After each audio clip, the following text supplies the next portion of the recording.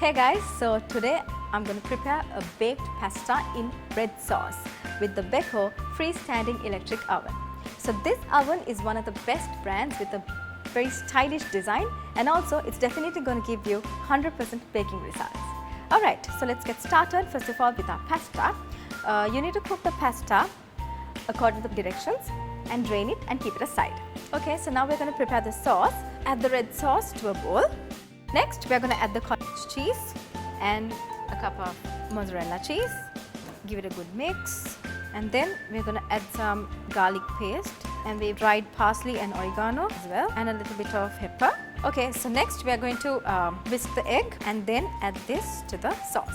Okay, so our sauce is ready. Now we're going to pour half of the sauce to the pasta and give it a good mix. Sauce and the pasta is both mixed. Now we need to transfer a baking dish. Before that, we need to butter the baking dish. Now you can transfer the pasta to the buttered dish. Okay, so the baking dish is prepared. Now we're gonna add the remaining sauce on top of it, and finally sprinkle some mozzarella cheese. Okay, so our pasta is ready to go into the oven.